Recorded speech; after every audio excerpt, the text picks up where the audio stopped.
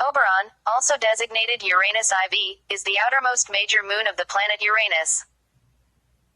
It is the second largest and second most massive of the Uranian moons, and the ninth most massive moon in the solar system.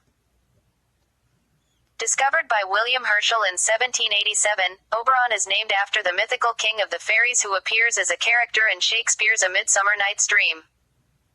Its orbit lies partially outside Uranus's magnetosphere. It is likely that Oberon formed from the accretion disk that surrounded Uranus just after the planet's formation.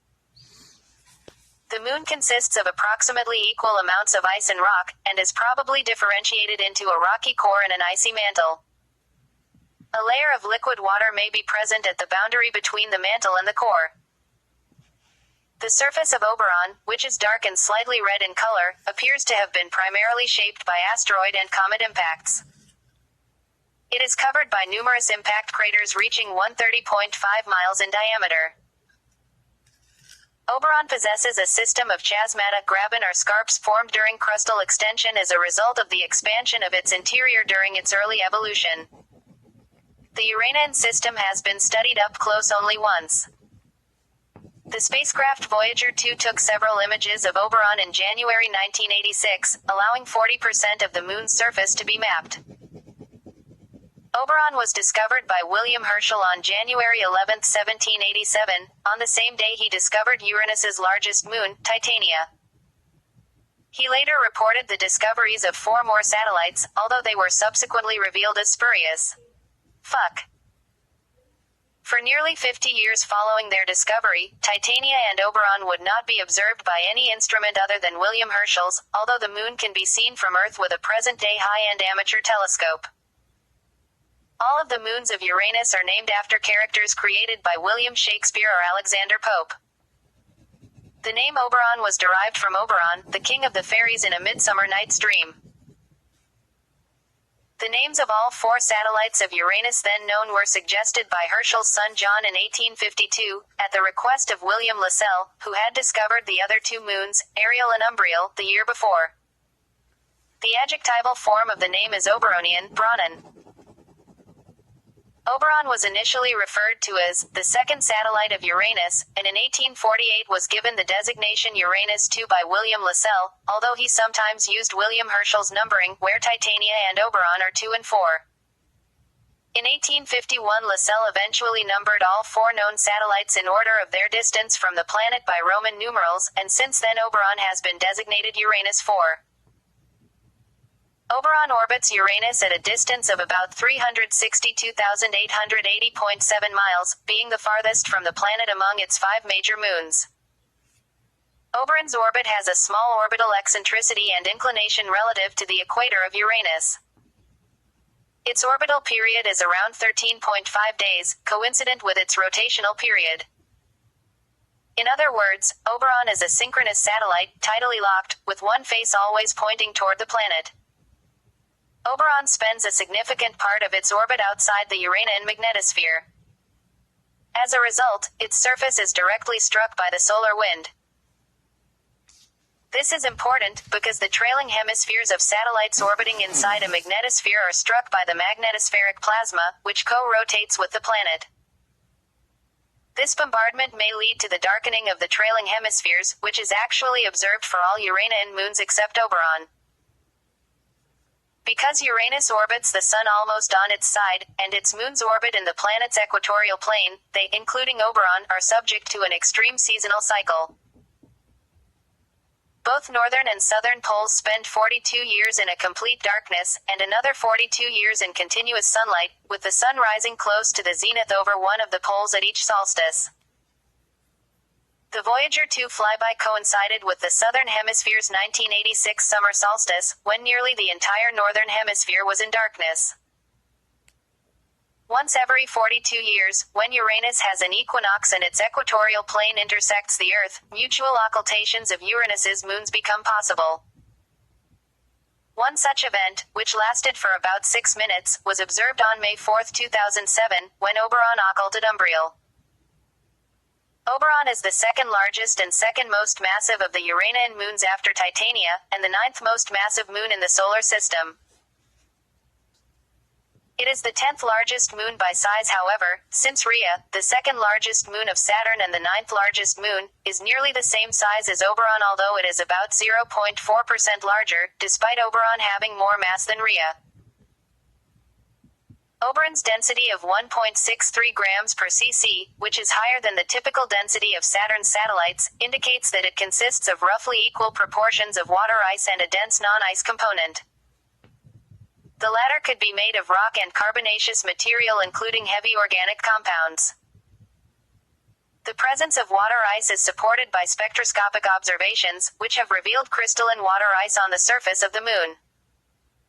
Water ice absorption bands are stronger on Oberon's trailing hemisphere than on the leading hemisphere. This is the opposite of what is observed on other Uranian moons, where the leading hemisphere exhibits stronger water ice signatures. The cause of this asymmetry is not known, but it may be related to impact gardening, the creation of soil via impacts of the surface, which is stronger on the leading hemisphere. Meteorite impacts tend to sputter, knock out ice from the surface, leaving dark non-ice material behind. The dark material itself may have formed as a result of radiation processing of methane clathrates or radiation darkening of other organic compounds. Oberon may be differentiated into a rocky core surrounded by an icy mantle. If this is the case, the radius of the core, 298 miles, is about 63% of the radius of the moon, and its mass is around 54% of the moon's mass. The proportions are dictated by the moon's composition. The pressure in the center of Oberon is about 4,934.6 atmospheres. The current state of the icy mantle is unclear. If the ice contains enough ammonia or other antifreeze, Oberon may possess a liquid ocean layer at the core mantle boundary.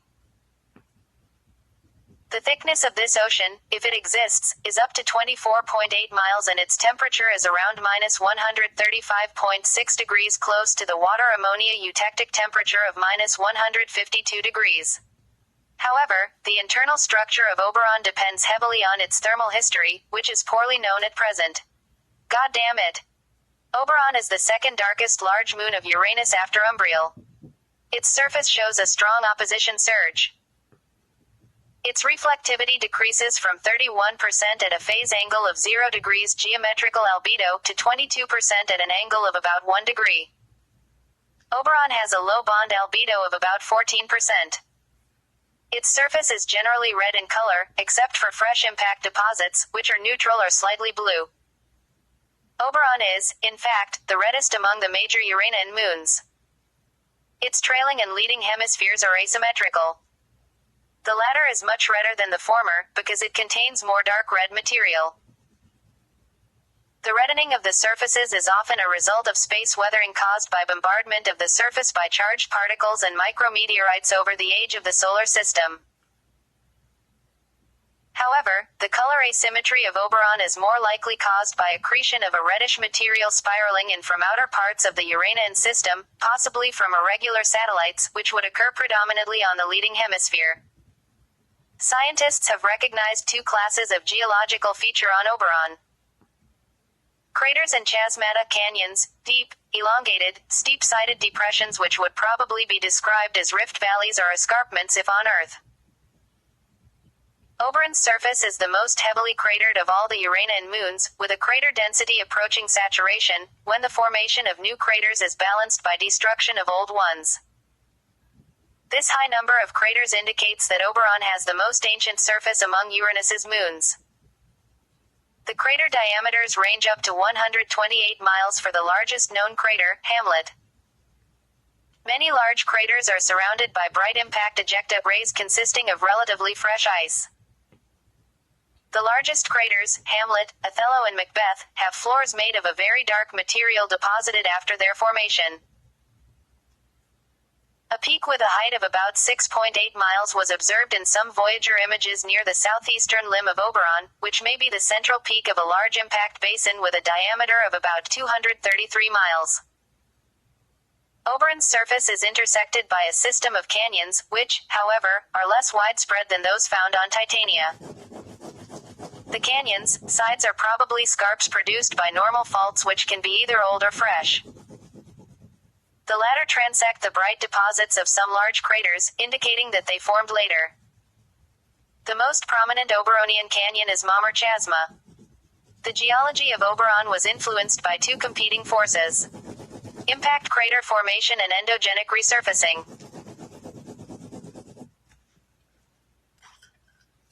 The former acted over the Moon's entire history and is primarily responsible for its present-day appearance.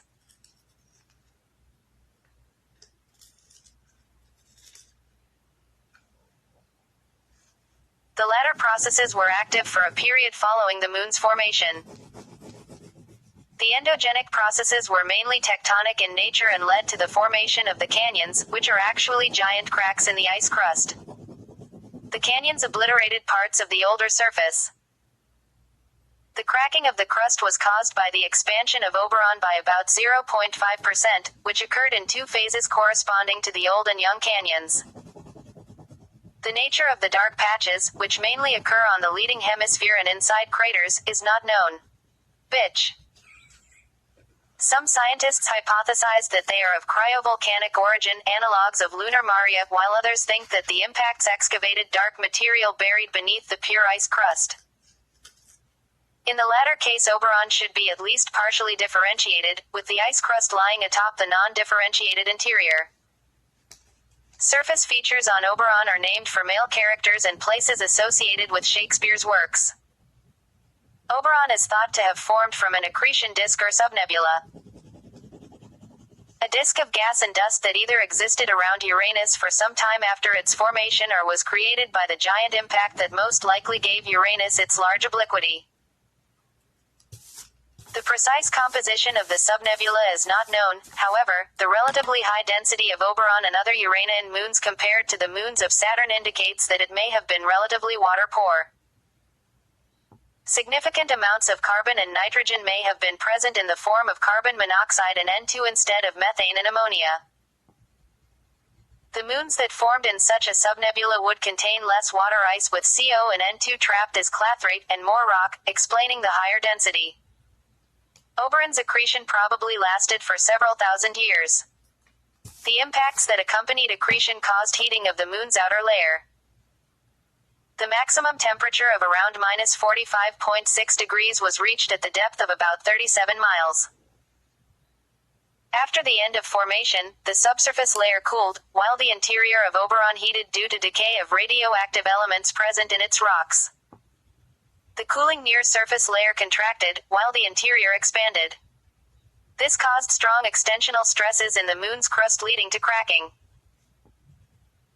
The present-day system of canyons may be a result of this process, which lasted for about 200 million years, implying that any endogenous activity from this cause ceased billions of years ago. What the fuck? The initial accretional heating together with continued decay of radioactive elements were probably strong enough to melt the ice if some antifreeze like ammonia, in the form of ammonia hydrate, or some salt was present. Further melting may have led to the separation of ice from rocks and formation of a rocky core surrounded by an icy mantle. A layer of liquid water, ocean, rich in dissolved ammonia may have formed at the core mantle boundary. The eutectic temperature of this mixture is minus 142 degrees. If the temperature dropped below this value, the ocean would have frozen by now. Freezing of the water would have led to expansion of the interior, which may have also contributed to the formation of canyon-like graben. Still, present knowledge of the evolution of Oberon is very limited. Oh fuck me. So far the only close-up images of Oberon have been from the Voyager 2 probe, which photographed the moon during its flyby of Uranus in January, 1986. Since the closest approach of Voyager 2 to Oberon was 292,417 miles, the best images of this moon have spatial resolution of about 3.7 miles. The images cover about 40% of the surface, but only 25% of the surface was imaged with a resolution that allows geological mapping. You gotta be fucking kidding me. At the time of the flyby, the southern hemisphere of Oberon was pointed towards the sun, so the dark northern hemisphere could not be studied. No other spacecraft has ever visited the Uranian system. Fuck.